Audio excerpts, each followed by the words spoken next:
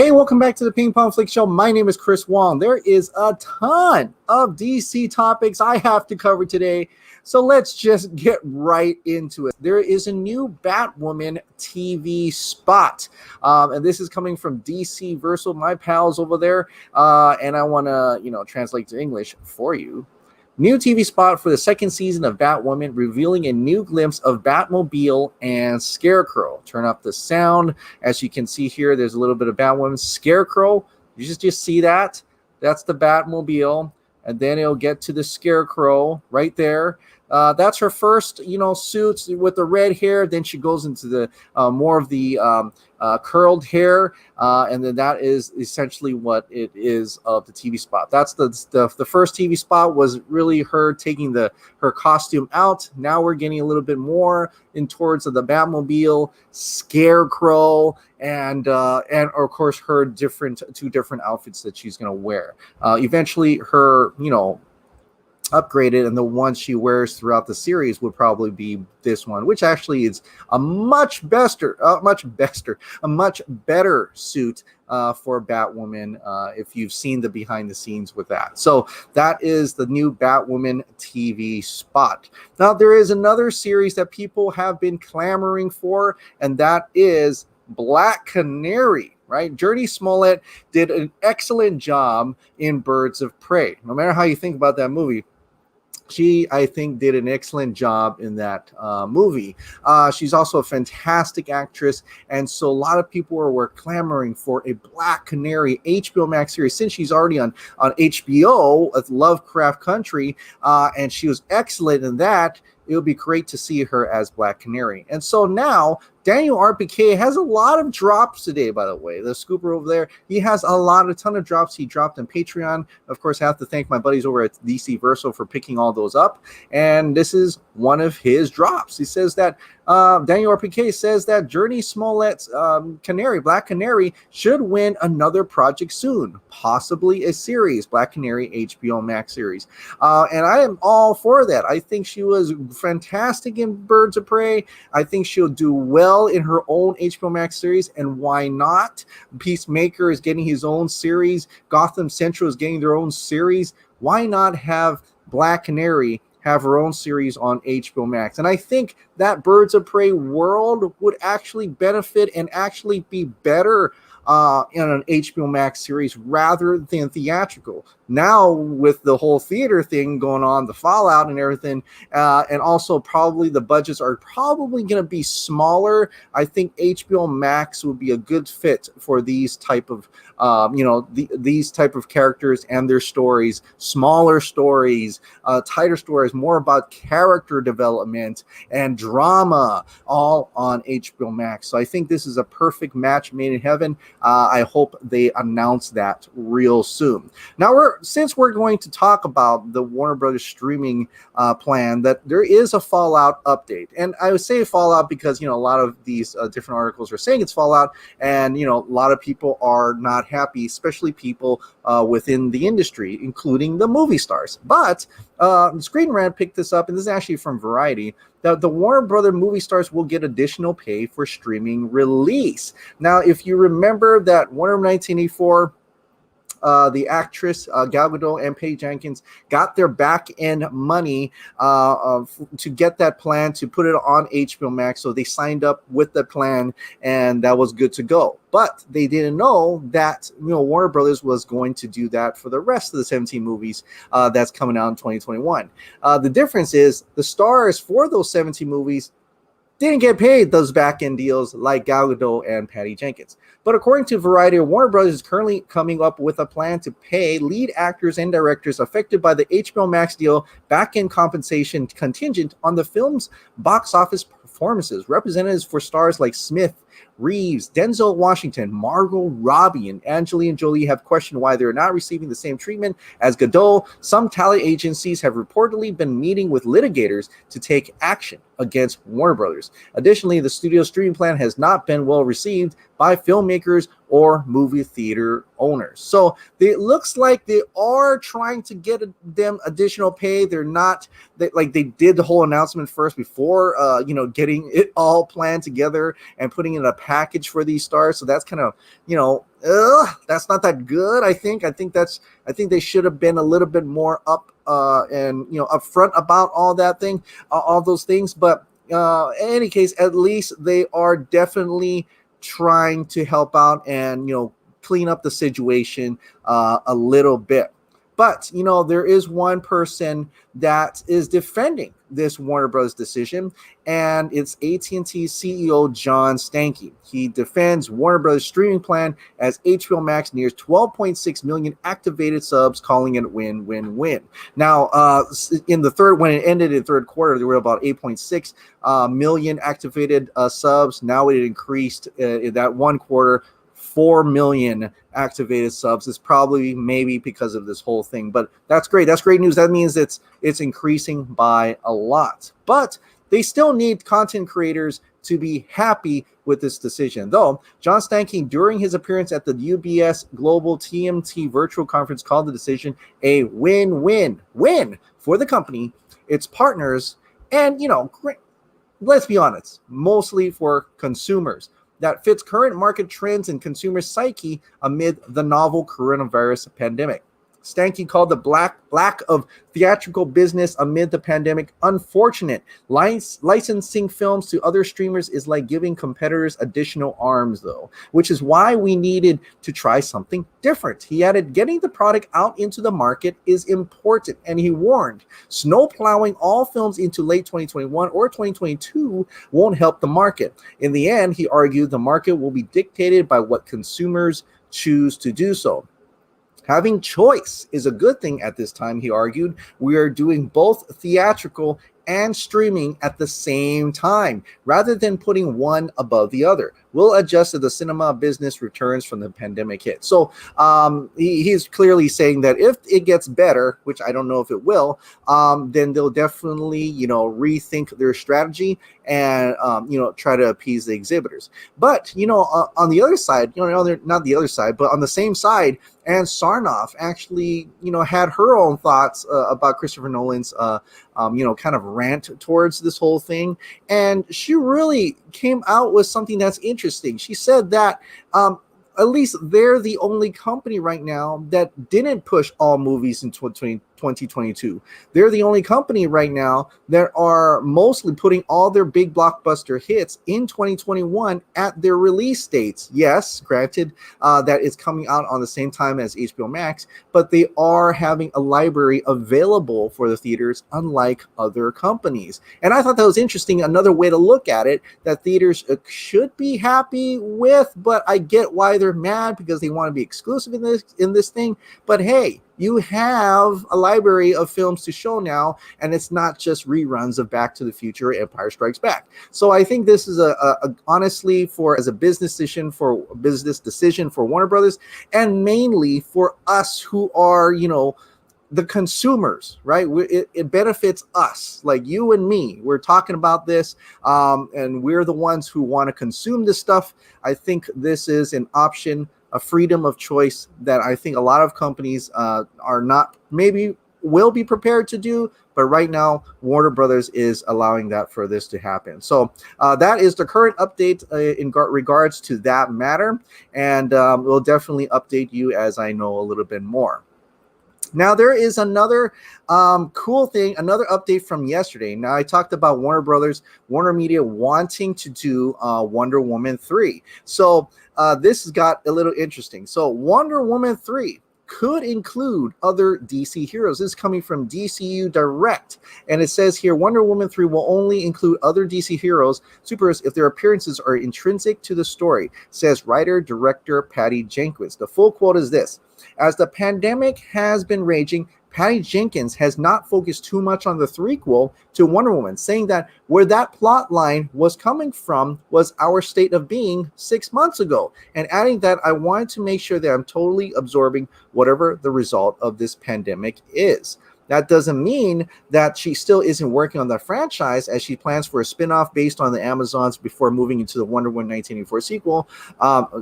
Because the Amazon spin-off is in between the 84 sequel and Wonder Woman 3. However, Patty Jenkins has said that Wonder Woman 3 would probably be her last Wonder Woman, right?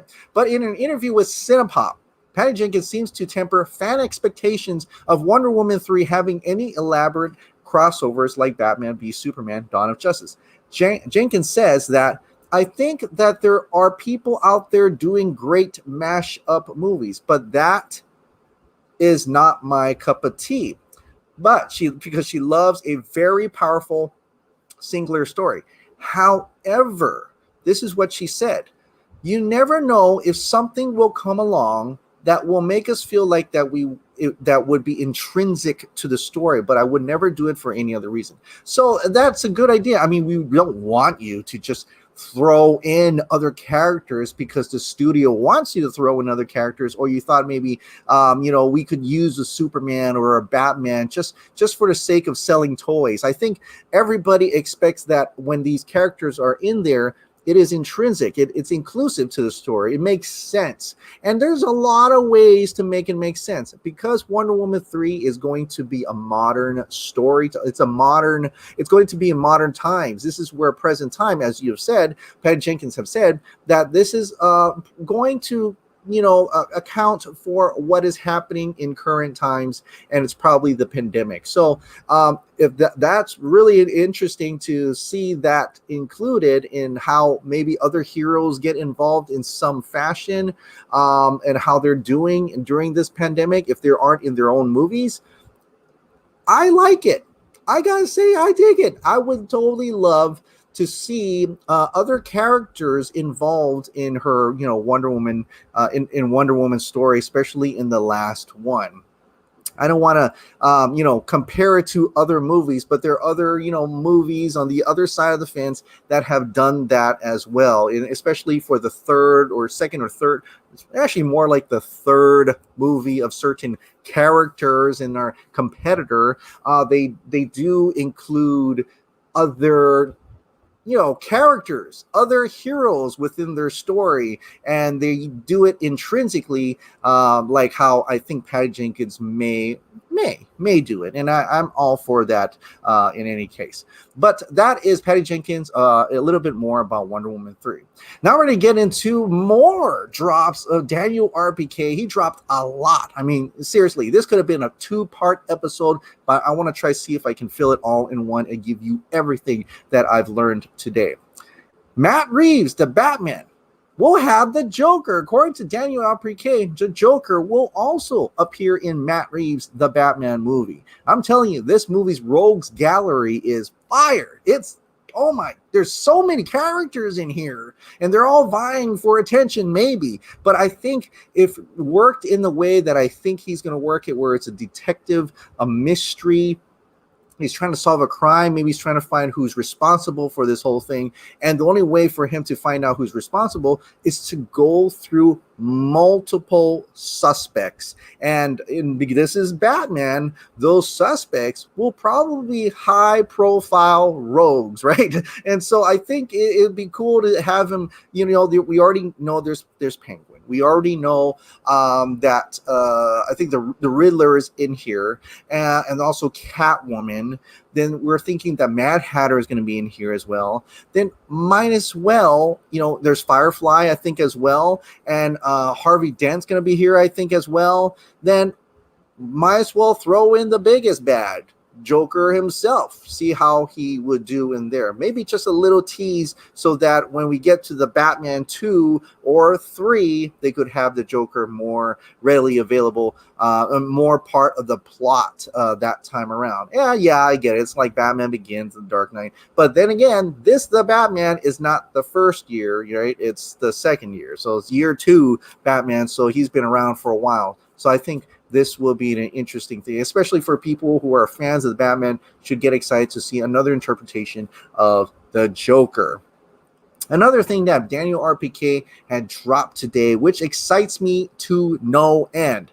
And what that would be is that I actually did a video about this, but Constantine 2 apparently is indeed happening. And I already told you that Peter Stormare, the person who played Lucifer Satan in Constantine, the Keanu Reeves version, said on Instagram that the sequel is happening. But now it's confirmed by Daniel RPK. He's hearing within the business in Hollywood that the Constantine sequel must in fact be happening. Remember that the actor Stormare pretty much confirmed that Constantine 2 is happening, so he also confirmed that it is definitely happening. And I'm all for it. I love Constantine. I love Keanu Reeves as Constantine.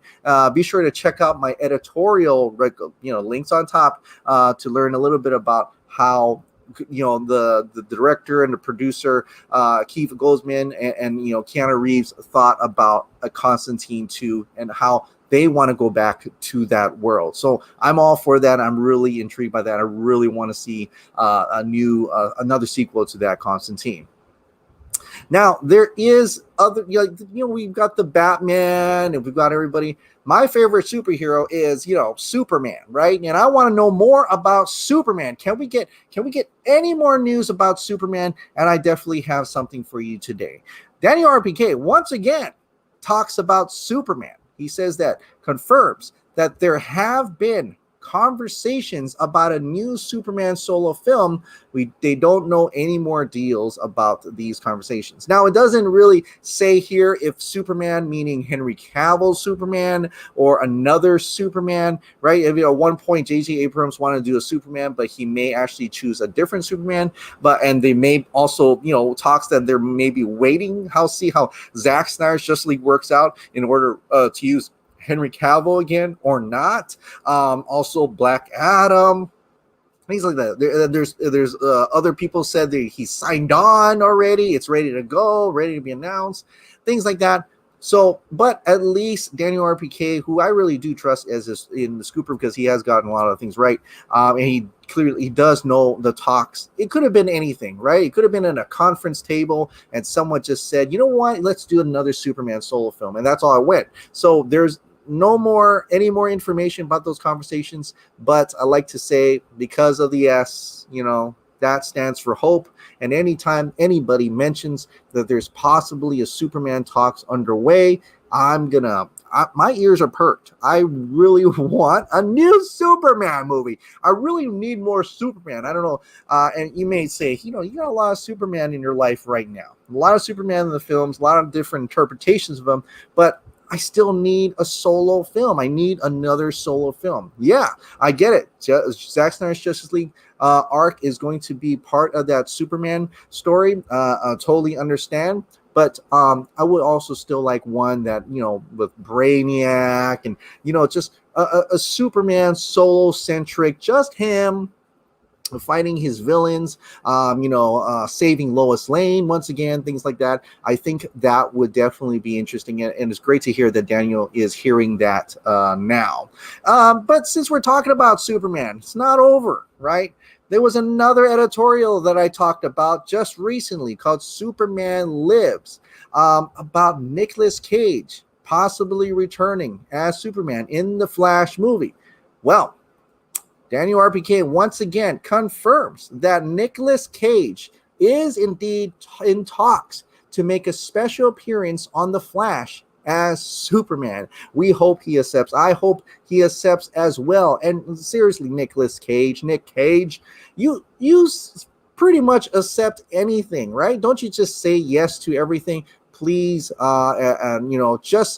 just to see you in that suit as an older Superman, and maybe a little bit of closure for that Superman Lives that never happened, right? I think it would be great. And I think John Schnepp, the writer and director, the producer of Superman Lives, Death of Superman Lives, What Happened, will be smiling down from heaven if that were ever to happen. So I think that'll be a great closure, a great second chance for Nicolas Cage to actually don the suit of Superman, albeit an older Superman. And you never know, if it does well and he's standing next to the other Tim Burton superhero, which is Michael Keaton's Batman, hey, if they're really going to do a Batman Beyond with Michael Keaton as Batman, that'd be pretty cool to be like have Nicolas Cage be like the Justice Lord Superman in that world. I think that'd be pretty awesome. I I'm going bonkers just thinking about how we could explore this even further than just a cameo, just a small little part in the Flash movie. But they've got to really make this Flash movie big. I mean, just today, Doc Ock from Spider-Man 2 is going to be in the new Spider-Man 3 movie, Tom Holland movie. Yeah, crazy, right? I think with that possibility, these two studios just trying to really get more multiverse out of both properties, I'm all for it. I think that competition-wise, they'll definitely want to make the biggest multiverse movie they can possibly make. So this is an all-arms race to get as much cameos within these movies, but hopefully, like Patty Jenkins says, it works intrinsically into the story and not just a throw-in just to get kicks. But I'm willing to bet I think a lot of this right now is really just to perk the nostalgia and just to for kicks, right? And so I think all these different cameos will probably be more of Flash going into certain universes and visiting these things, and they don't really do much. They don't really add much to the story. Kind of like the Lego movie, right? You see all those Justice League characters, but they don't really affect the story too much. That's my thoughts on that, and I'm not sure if that's the current case, but I would definitely love to see Nicolas Cage in that Superman suit. So that'd be pretty awesome. But if you want to learn more a little bit about, I have a short little editorial about Superman Lives, possibly Nick Cage returning as Superman in the Flash movie. Click on that editorial up here. All right, now one of the final things I want to talk about, and this is probably huge, Joe Manganiello talks about Ben Affleck's Batman movie and Zack Snyder's Justice League Deathstroke in an all incredible Yahoo Entertainment interview here that I'm going to read some pretty heavy parts of this. It depends. It might make you cry because this does talk about the Batman movie that is supposed to have happened. I had an editorial about that, but it did not include the stuff I'm going to read to you right here. So this is the what they're talking. This is the author of this article, Ethan Alter. Thank you so much for interviewing Joe Manganiello, but I'll throw that up there. So in this article, it recounts, Joe Manganiello recounts how it all happened, and he talked a little bit about Ben Affleck's Batman, which, hardly anybody ever said anything about. He said at that time, Affleck had just starred in the director's 2012 hit Gone Girl and took inspiration from one of his earlier movies. There were similarities to the game, Manganiello says, referring to Fincher's 1997 cult favorite that starred Michael Douglas as a rich banker who loses everything overnight and then runs a dangerous gauntlet orchestrated by a shadowy organization. Fantastic movie, by the way, so you should definitely check that out. I love that movie. In the original pitch for the Batman, Deathstroke performed a similar demolition job on Bruce Wayne's life, systematically destroying his public status as Gotham City's leading citizen and his private existence as its caped crusader. It was a really dark story in which Deathstroke was like a shark or horror movie villain that was dismantling Bruce's life from the inside out. It was this systematic thing. He killed everyone close to Bruce and destroyed his life to try and make him suffer because he felt that Bruce was responsible for something that happened to him. Besides the game, Affleck's proposed storyline also bears strong similarities to Born Again, a classic arc from Frank Miller's run on Marvel's Daredevil comic book that was loosely adapted to the screen in the third season of the Netflix series. It was really cool, really dark, and really hard, Manganiello says wistfully. I was very excited for it. So was Snyder, who teased Batman in the original version of the post-credit scene that appears at the end of Justice League, where Deathstroke pays a visit. to Jesse Eisenberg's Lex Luthor. In the sequence that Manganiello shot with Snyder during principal photography in 2016, the dastardly duo discussed what to do about Batman, thus setting the gears of Slade's master plan in motion. But when Affleck stepped away from directing the Batman the following January and Joss Whedon replaced Snyder as Justice League director a few months after that, the actor assumed that the scene was goner, but put Slade in his rear view. However, when the theatrical release came out, John Burke called him up and says, "Hey, we put the scene back in. It's different." But what it was, and we all know, it was groundwork for the next Justice League film, which was going to be the Injustice League, right? We saw that little scene in the Justice League version where he's like, Lex Luthor is like, we should have what? Don't you think we should have a league of our own? It was referring to the Legion of Doom, but in this case, Joe Manganiello refers it as they reshot all of Jesse's dialogue to tease Justice League Part 2, which was going to be about the Injustice League. Of course, we know that Snyder's Justice League 2 was going to be more about Darkseid, not Injustice League, so they really did change that. But ultimately, that Injustice League centric sequel followed Affleck's David Fincher-esque take on Batman into the DCU dustbin, so it's gone. According to Joe Manganiello, the Batman Affleck movie is gone as well. So that's hard, and really is heart-wrenching here, because you read this and he went through multiple ways to try to get his Deathstroke in, right? They've canceled all his movies in here, which is really sad. I think there's like multiple movies that he was supposed to be in as Deathstroke. So it wasn't that great. There were like 7 different Deathstroke projects that all didn't happen over the course of 4 years. It's one of those funny things in Hollywood and in life where you've just got to let it go. So unfortunate for Joe Manganiello, but his savior came in the form of Zack Snyder. Here's another funny only in Hollywood plot twist. Manganiello's Deathstroke will live again in the Snyder cut of Justice League that's set to premiere on HBO Max in 2021. So earlier, he tweeted out a picture of him with the eye patch. He said this: "Zack called me one day and asked, 'How do you like to do it again?' So I said, 'Sure, man, I'll be there.' And he told me, 'Okay, we're getting your armor out of storage in England and we're going to fly it over here. Is there anything you want to do differently?'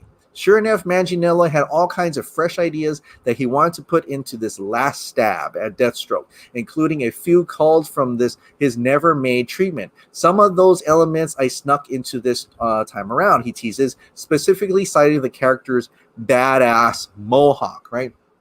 "The greatest warriors are the ones who walk into battle already dead or assuming that they're going to die. They're looking for someone who could actually kill them." There's almost an excitement around that, like, is today going to be the day? So there was a climactic moment in my standalone story where I wanted Slade to shave his head into this warlike mohawk, knowing that he was going off to his own death. I said to Zack, I always envisioned him with a big white mohawk, and he was totally down for it. And that's why he looks like that. Now, the cool thing, right? The cool thing is that Zack actually said, okay, he actually asked for Joe's opinion, his creative input on how he wanted his character. And we kind of saw that when Ray Fisher said that Chris and Zack approached Ray to ask about how they wanted to do his character. So that's so cool for Zack to kind of share his story with them and asking their input on how they wanted to evolve the character. He wanted them to love the character that they're embodying, and I think that's kind of really awesome of Zack. I don't know, not many directors do that, so it's really cool that he did that. So depending on how the series is received, Manganiello has fresh hopes of reviving his standalone Deathstroke script. Hopefully, this will reinvigorate interest from the fans as far as wanting to see this version of the character get told. We landed on an origin story that everyone I've ever pitched to has gone crazy for. There's been so many versions of this character over the years, and I just wanted to put my own stink on him. So in the meantime, we're just going to have to wait for Zack Snyder's Justice League to come out. And I think from then, I mean, it does sound like, since he's already kind of just told us about Batman, that even him himself doesn't think we'll ever get to see the Batman story, which is unfortunate. But like I said, I think just talking about it with this article going, circling it around, and people getting reinvigorated by, the thought of having Batman versus Deathstroke. Come on. Of course you want it. Of course you do. So I think we need to make a lot of big noise about that. But at the same time, I think the studio is waiting to see how, like you said, Justice League is perceived. That's interesting that he said climactic ending. Are we going to see him charging out towards like Darkseid or something? It just sounds like it's going to be a big battle. Am I reading that right? Or is that he talking about his standalone story? I don't know, but I can't wait to watch the Zack Snyder's Justice League. And there's a little bit of tidbit more from Danny RPK that he also, along with, Dave and Steven and Garza and Grace Randolph and I think Comics Book Kid from, Geeks Worldwide, Moonlight, all those guys. Now Danny RPK also heard that the release date may be in March. So we actually could get Zack Snyder's Justice League as soon as March of 2021. That's really only like a few months away, just like how Jason Keeler said it, right? It's going to be awesome. I don't know if it's beginning of March or ending of March, but March really is not that long from now. It's going to be a whole year since I've been stuck in this damn COVID, but then it will end that this year with the release of Zack Snyder's Justice League if it gets to March. So that would be pretty exciting, pretty awesome, and I can't wait for that. And hopefully, like I said, it draws more interest from lots of people and excites the actors again, including like Ben Affleck, in order to just like, hey, let's finish this, let's do it, let's get Justice League 2 and 3, let's get the Deathstroke standalone story, let's get Batman versus Deathstroke, let's get it all right. So I'm really hoping for that. That'd be pretty awesome indeed. All right, let's now get into the Ping Pong Flix members' comments and questions. Like I said, if you would like me to read on air on the video your comments and question, please join down in the link below as a member. The perks also include that you'll be entered in a random prize drawing, which by the way, members, there is that community post that I asked you to comment so I can put you in the random prize and drawing in order to get that Man Steel tin can. And then for future, maybe every 50 members, there will be always, random prize drawings as well as exclusive access videos, so on and so forth. But in any case, I humbly thank you so much for your member support, also the subscribers as well. But now on to the members' questions. These are the questions that appear or in comments appear on the last video. So Eric Blake, Hardboiled Entertainment, something I've been thinking of with the new Wonder Woman 1984 trailer. Hippolyta tells Diana, the world is not yet ready for all that you can do. Isn't that very much a parallel to what Jonathan Kent warned Clark in Man of Steel? Perhaps Patty Jenkins is indeed 100% on board with Zack's vision and arc, and always has been. I like how your head's at, and it could definitely be there. But you know what? Zack is also producer on that as well, so it may turn out that way. Sorry. Hardboiled Entertainment, Eric Blake, with Zack's JL being a full 4 hours long as a miniseries or as a movie, I'd say it's a real good bet we're going to see the return of the intermission into theaters, in this case at the 2-hour mark between what would have been episodes 2 and 3. And you're right, there probably will be an intermission for that, especially for a movie that's 4 hours long. Sean Gates, I'm definitely going to check out Wonder Woman 1984 on Max. I'm all for theaters, but I'm really not feeling the trailers for this one. I hope I'm wrong, but I feel like it's going to be a sermon about compassion versus greed that manages to somehow be completely tone deaf by assuming its audience's point of view instead of having nuance and complex characters. I hope to God I'm wrong. But if I had one big complaint about the first one, it's the lack of nuance, both with the villains and the hero's consequence in the third act. If Danny Houston had a mustache, he would have twirled it until he took it off like a helicopter and flew it up to the MCU. Yeah, you know what? I'm hearing that it is definitely a little bit different from the first one, and I don't know if it's different in the way that it's more complex. I'm going to willing to bet that it's maybe not complex unless you yourself reads into it a little bit more depth. Like every movie is subjective, and sometimes we read it in deeper than what is being shown, but that's okay. I mean, that's why we always have like deep analysis and stuff like that. But I think it may not be that complex. Like I said, it probably be more basic. I would believe. Chan Samaru, the creative people should have definitely been informed ahead of time. However, it sounds like others are playing it selfish for not getting their way. This is a pandemic. Until we get that under control, no one is rushing to the movies, even after. Giving fans the option to view in theaters and streaming is a smart tactic, especially for the future. Creative heads need to change with the times. These are different economic conditions plus inflation. Under COVID, none of these people are mightier than anyone else right now. Fans come first. And definitely, like I said, consumers is where your head should be at as a company. It's always, giving to the consumers. But in the same breath, I think a lot of this, controversies right now is, in fact, almost always have to deal with money. The artists and the creatives, they wanted the money that should have been promised, that was promised to them if there was a regular box office. And you're right, it's not a regular box office. This is during a pandemic. This is COVID.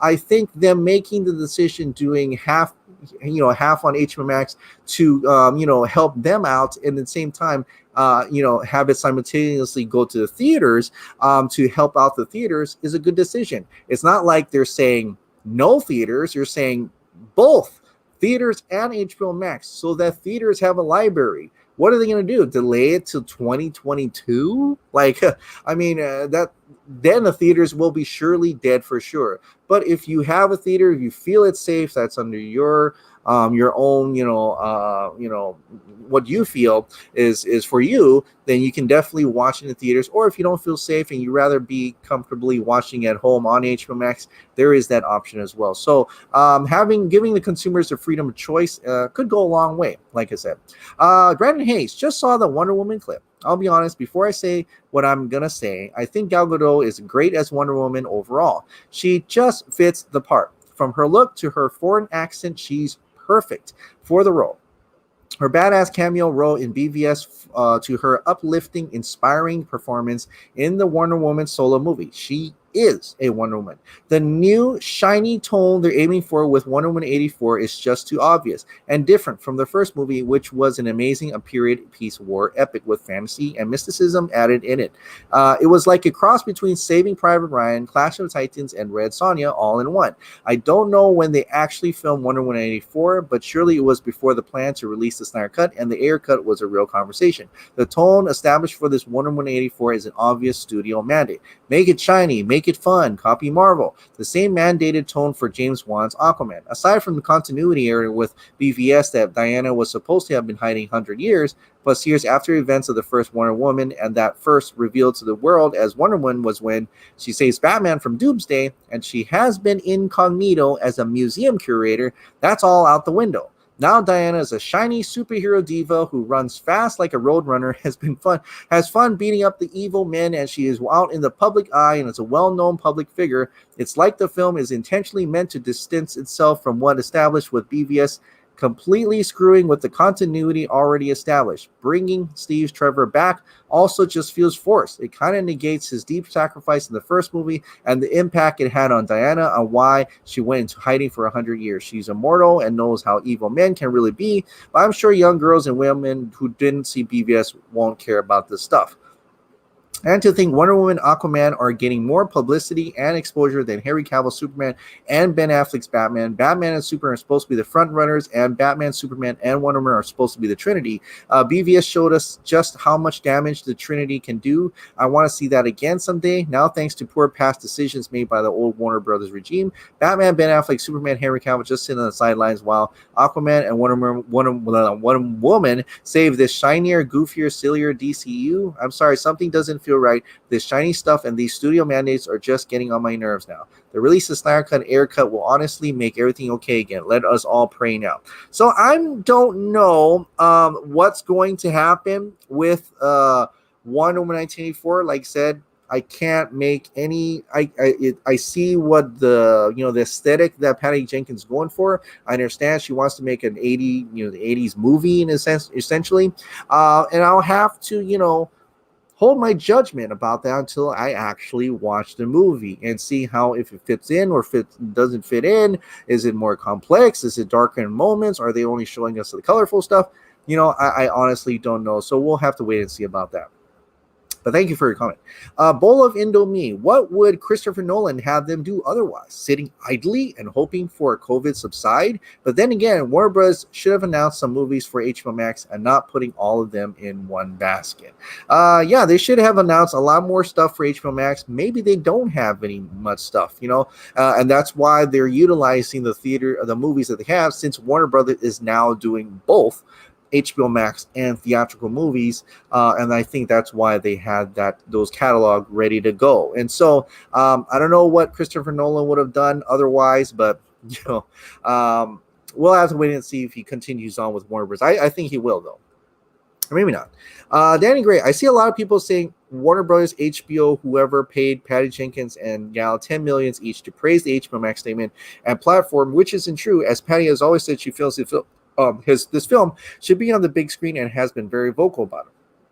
As you brought up, they just simply brought their back end deals, so all parties are happy and nobody loses out. Yeah, I mean they didn't pay them to praise HBO Max statement, not at all, because their deal was before Warner Brothers even said that they were going to do anything with the 2021 film. So they were kind of caught in that when it was at that time was just one movie. That's it, just one of 1984. So I don't know. I can't imagine what would happen if they did it all at once.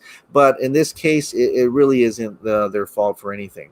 The Rebel Prince. I have a feeling now that they're releasing the Suicide Squad on HBO Max next year.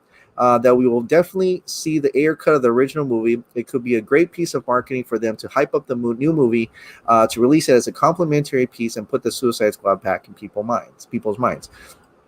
Yeah, that's interesting. I never thought about that. Since the Suicide Squad is going on HBO Max next year, that, definitely, I don't know if that would conflict with a possible Ayer cut or not. That does, need probably less than $5 million to put together. But you're right. It could draw something. Like if you want to see this other version of Suicide Squad in some shape or form, that could possibly bid, but I don't know. I'm not sure. I think slapping David Ayer's Suicide Squad could possibly, be maybe even excite to the actual James Gunn's Suicide Squad. But, we'll have to wait and see. Amparo, according to Nolan, we shouldn't have the chance to watch any movie until theaters reopen. And God knows when that is going to be. Where I live, the lockdown is getting more and more severe. I agree. I honestly, like, if Nolan actually got his way and everybody waited for the theaters to reopen, it's not. It's probably just going to keep further being closed. So I think right now they definitely should, they definitely need to do something. And, in the long run, having some library for theaters to show might have just saved them, to be quite honest. Carlos N. Mahalo, Chris. I can see both sides of the Warner Bros. HBO Max story, but the times change and the world sure has too. Here's hoping Wonder Woman 1984 is a success on both the streaming and theatrical fronts. By the way, what is it with DCU fan streams getting taken down from YouTube in record time? Are these live streams worth the hassle? Stay safe, PPF, and all you cool cats. Thank you so much, Carlos. Yeah, and I get it. They had some exclusive stuff. Maybe they didn't want to be shown in some fashion. But yeah, I don't get it. I mean, it was already on Facebook Live, so it's kind of like you are showing the world. And really, I'm a fan, and I'm saying good things about it. It's free marketing, but to each their own, and they're gonna do what they need to do in order to copyright and so on and so forth. But listening to you describe Wonder Woman 84 80s feel makes me think of Masters of the Universe. Masters of the Universe. I love that Dolph Lundgren movie.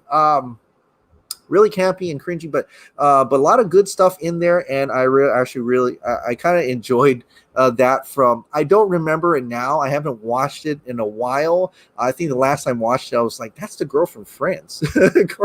Courtney Goss is in this movie. Weird, but yeah, Masters of the Universe. If you guys ever get a chance, sorry, I meant to say Doobie. If you ever get a chance, please check out that He-Man movie with Dolph Lundgren. He did some cool stuff back then. He was even the Punisher at one time. All right, well, that is it for today. Like I said, it was a ton of DC updates. What a crazy day, and I can't wait to see if anything happens tomorrow. All right, guys. Well, thank you so much for watching. Like I said, if you absolutely love this daily dose of DC content in movies, shows, and video games, please click the like button, hit that subscribe button, ring that notification bell, keep this hot dog light on, grab a t-shirt down at Teespring down below, and I'll see you next time.